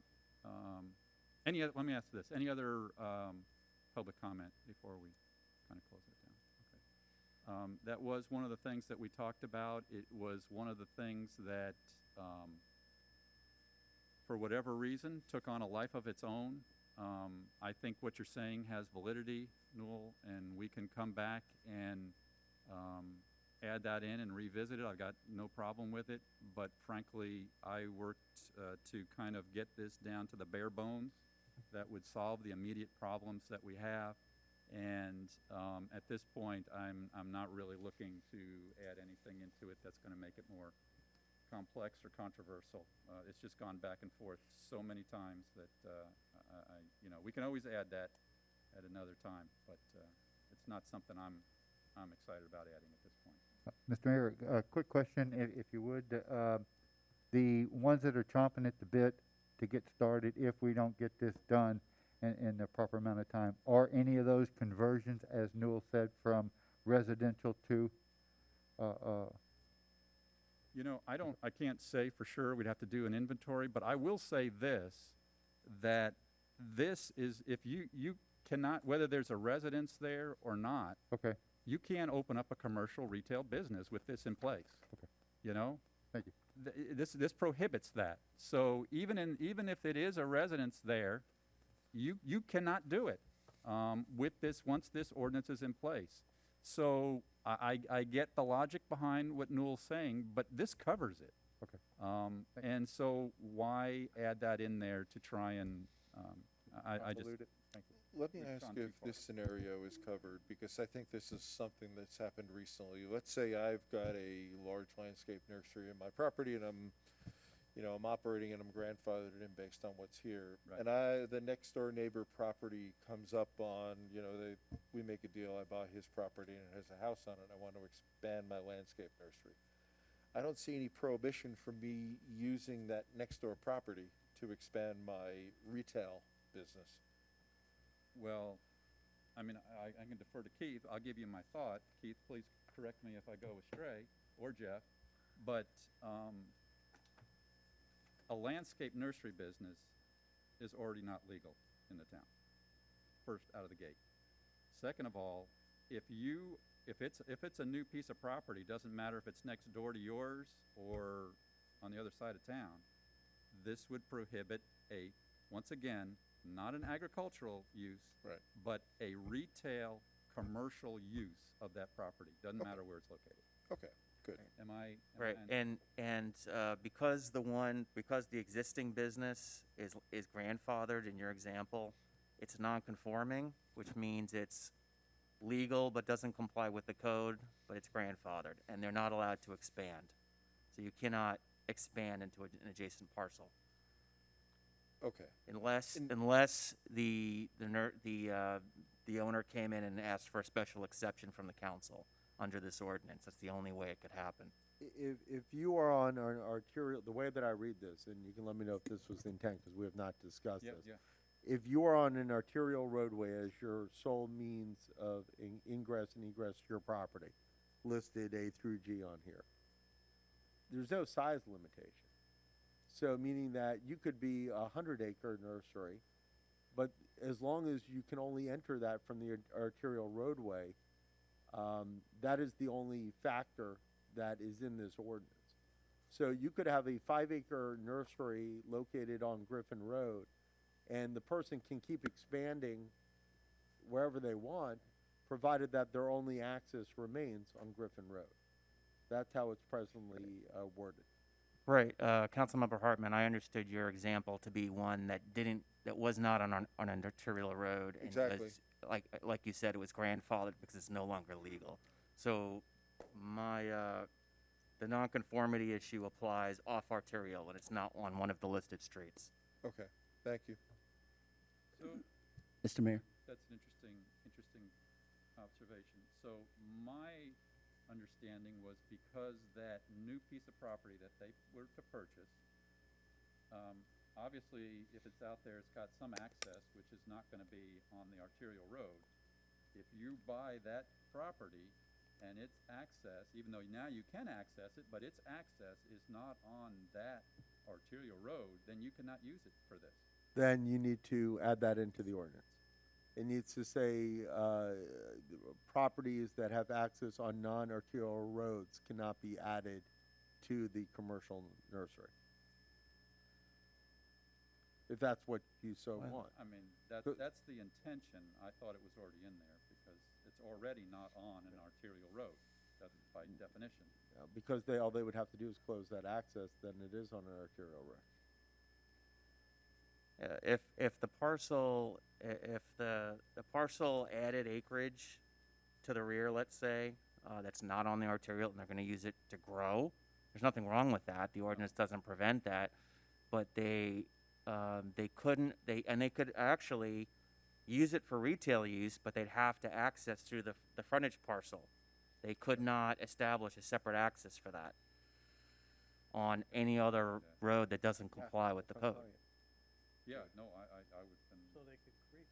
yeah. Yeah, I don't- That's what I'm worried about. And that's what I'm saying. That's how I understood Councilmember Hartman's question. Yeah, Right. I misunderstood.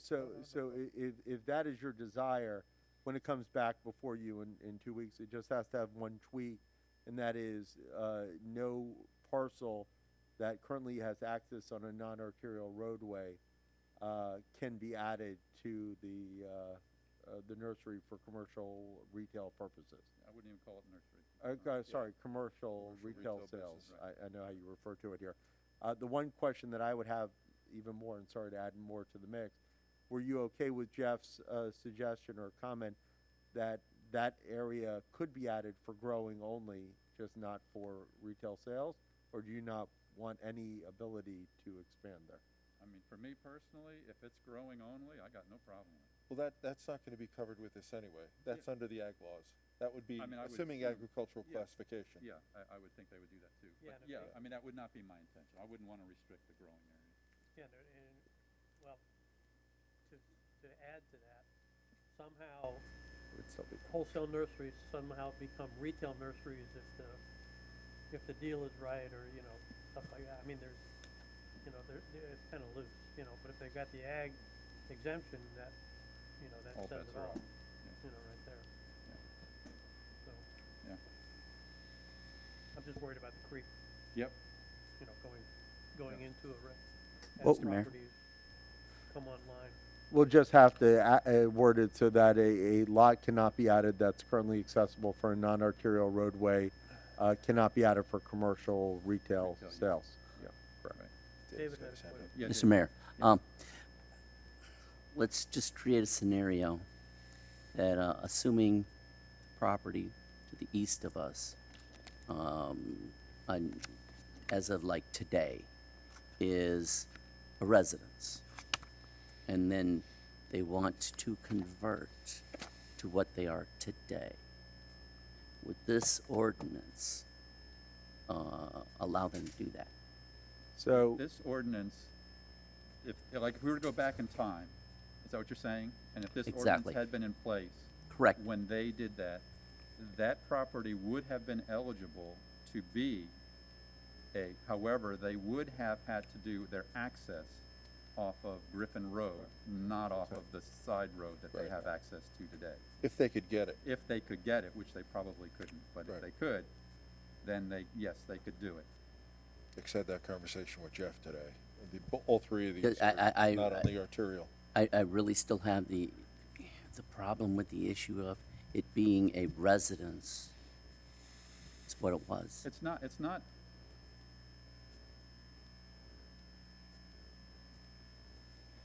Just gives a little more Any beef house- to it, any but house I that mean, opens up onto Griffin Road could now become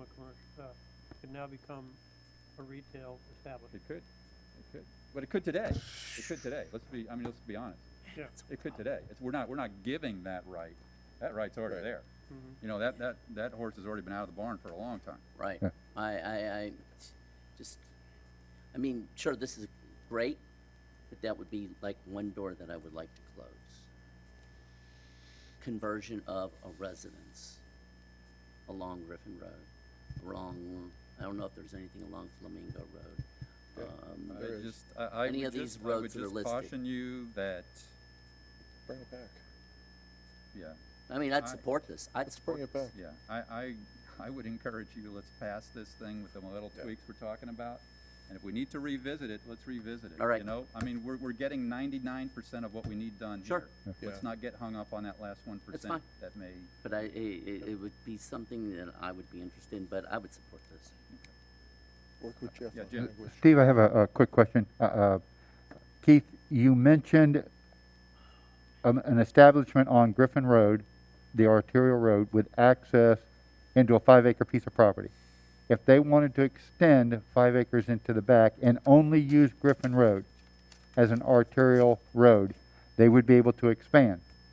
How far back can they go, and how close to residential property can they go? I mean, if they push back off of Griffin, they're going to be into the residential areas in Sunshine Ranches. How far back would they be able to go and still have just the access off of Griffin or one of the other arterial roads? under the current ordinance, they could keep going. But what the council, at least I heard consensus from those who spoke so far, has asked to amend this ordinance or work product to bring back to state that you cannot add onto the commercial retail establishment properties that front non-arterial roadways, to prohibit the issue that you're worried about. If you had a piece of property bordered on either side, landlocked example, and a nursery was in the center, and they wanted to expand back to where the residential area was, the other 5 acres, and it butted up against the residential areas, but it was landlocked on either side, and the only access was on the arterial road, could they go back there to the residential area? Under your scenario, yes, but that is a highly unusual situation that I don't personally know of one that may exist today, of a landlocked next to a parcel like that. All right. You know, if that's even hard to draft around because it's such an unusual situation. It's creative, you know, who knows? Someone could now think of it in the ranches. But So I brought it up, thanks. the number one scenario is what was the mayor discussed, which is they're fronting an arterial roadway. And then if they were to add a non-arterial roadway property onto it, it couldn't be added for commercial retail sales. I think the value of the land will also take care of that. Yeah, I think so. True. Yeah. Very Or true. it has a Yep. detrimental effect to the addition. Yeah. Why it goes ag. But I like this little minor tweak. Yep. Let's get this done. We're, we're time sensitive now, Right. and, I fully support it. Did a great job ferreting everything out. Let's move forward with it. Very good. Good job, Mr. We Mayor. good? Good job. All right. Thank you, everybody. Really appreciate it. And thank you, Jeff. A lot of work on that. I appreciate it. All right. Gary? Hey, motion to adjourn. Awesome. Awesome. Wow.